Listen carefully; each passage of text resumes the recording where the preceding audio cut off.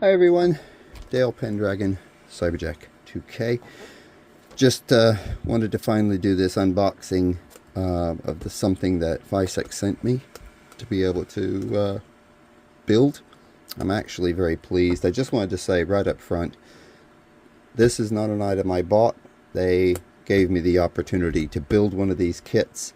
And while they did offer to also include the printed parts, I wanted to print those myself.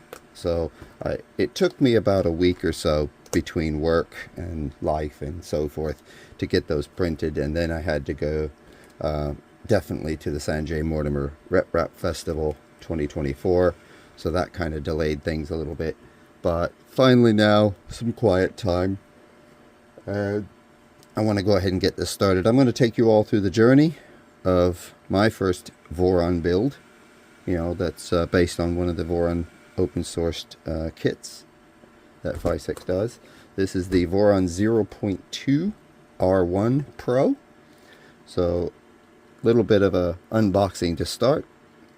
I did also separately get a Nevermore air, the air filter, and I did get the auxiliary cooling, for it.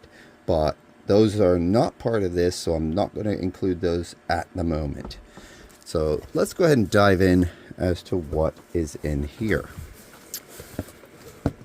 So, get that. I know I've got only a little table. Maybe someday I'll get one of those nice studios. Have to get a new house too. Anyway, nice little thank you card, that they give you.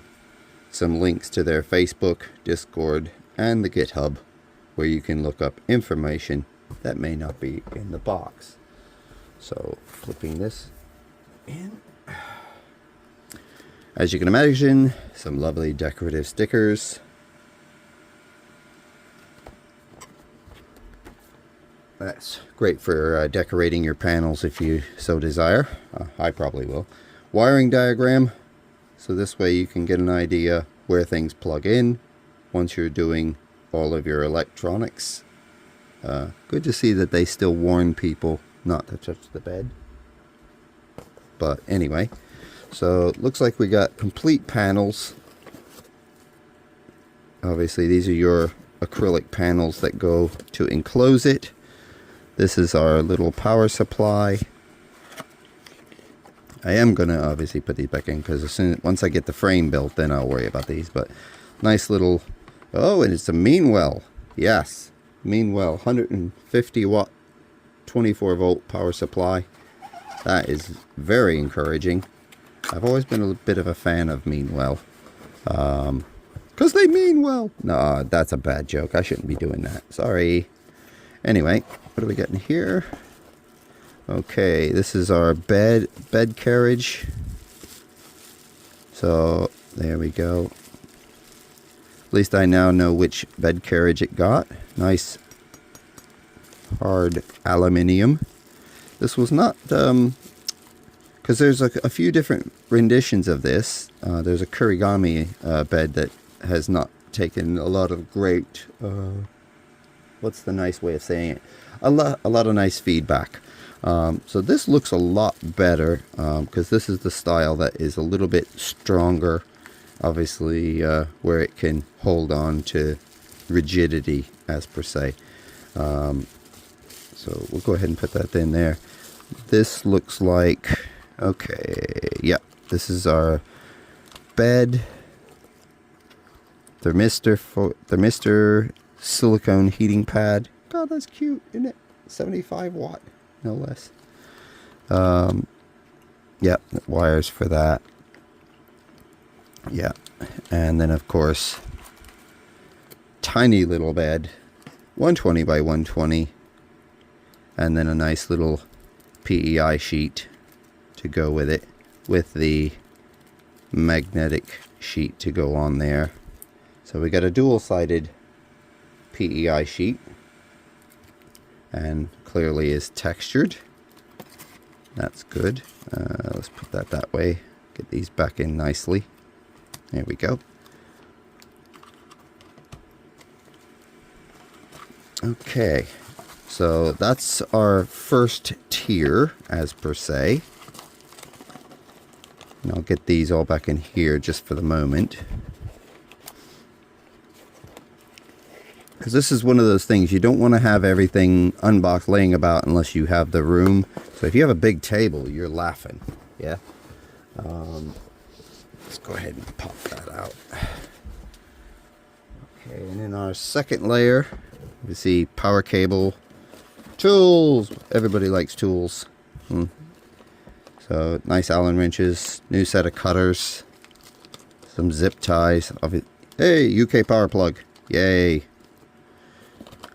What do we got down in here? 16 gig memory card. Yay.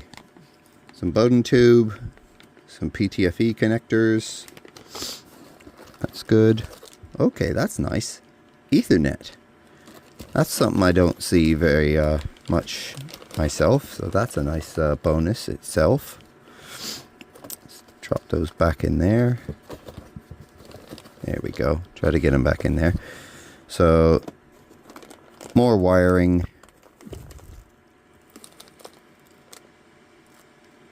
Yeah, this looks like a big USB. This was probably going to be part of the links going to the tool head, I suspect, for programming it. Oh, now that's clever. So this, you know, looks like it has a breakout for an Ethernet connection and USB. That's pretty clever. That'll probably be part of it. I'll be diving into that once we get it further into the build. It's our power connection and switch. And what do we got hiding down here? Okay, so here's some of that lovely cable wrap. I love this stuff, you know, because it looks nice, but it's also very springy, so it tends to grip a little bit better and is still nice and flexible. That looks like our Z motor. Just gonna see if I can pull that out where you can see it. Yeah, there's our little Z motor. That'll be that. We've got, I can see the extruder motor here. Let's just pull that out. Nice little NEMA 14. And this looks like one of their high temp motors. So that's the motor that is for the extruder. Very nice. Let's see, that's our AB motors there. Let's see if I can get those out, because that's really well packed down in there. There we go. Well, that's a beefy little motor. Look at there. So there's our little, there's two of these. These are your AB motors, 35 millimeter. This is very similar to the size here that you find on certain extruders that I've played with, but that looks like it's got some torque to it. That should be very fun to watch that moving around, especially with how light the tool head is on it. Moving over to here, this is the main board. Looks like I'm gonna need to.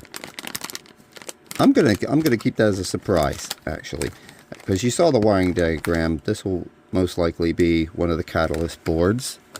And then what do we got here?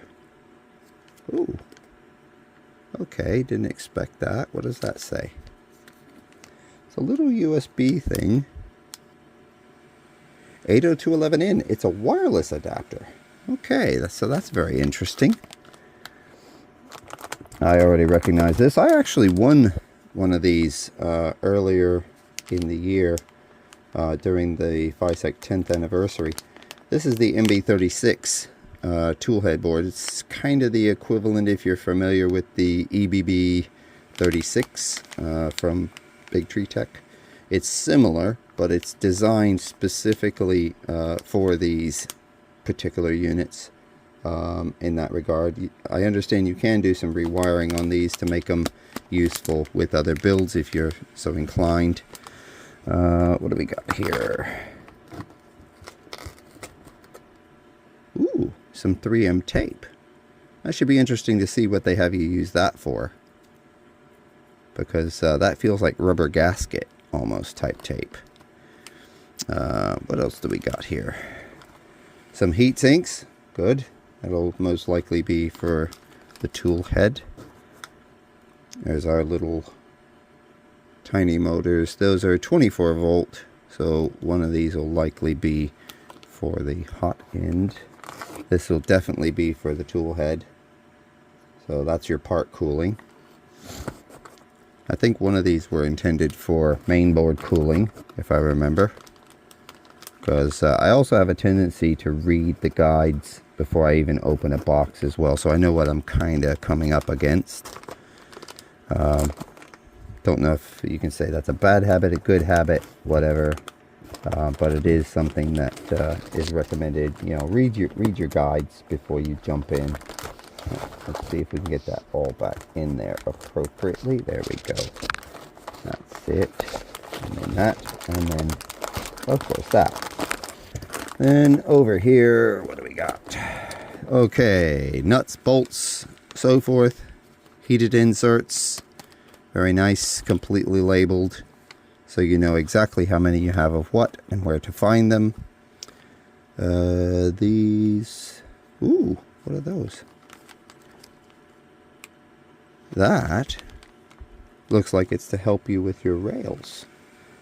There's all your little tiny bearings. Look at those little flange bearings for the purpose of your idlers and tension. These are your springs for the bed. Little tiny feet. You always expect that you're going to have big feet, you know, even on a little printer, but this one, even they made the feet tiny, which is absolutely amazing. Some of our belts and motor pulleys. Wow, okay, that's a big one. That's going to be an AB motor pulley. Okay, these are some more. Okay, so one of these is going to be an end stop from the look of it. Both of these are end stops, and then some additional power wiring. Let's get that all back in there. There's some yeah, cable chain that'll be useful at this part. Now that's a sailfish. These are a high flow hot end, and as you can see, they're actually made to both work on a V6 or a Voron mount. So it's actually not just specifically for this kit.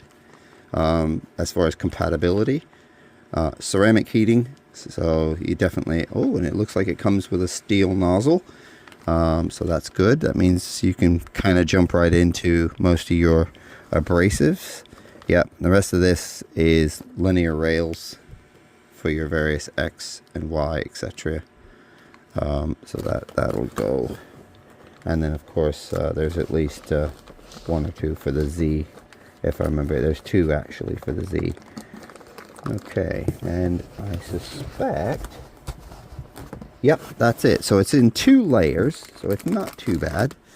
These are your extrusions, so that's 1515 instead of 2020. Very, very lightweight. But I love the color here, so I'm really pleased about that. But that's what's in the box. So this is your FYSETC Voron 0.2 R1 Pro, and as I start this build, I will document and video each of the steps as we go along. I did consider doing the live thing, but I don't always have the opportunity where I can do a live session, you know, here at home like that. But at least I can take you through the journey of how this gets built, how it gets set up, and of course right through to the first print. So that's our FYSETC Voron 0.2 R1 Pro kit, and I hope you look forward to the videos of this getting built and put together. Thank you for watching.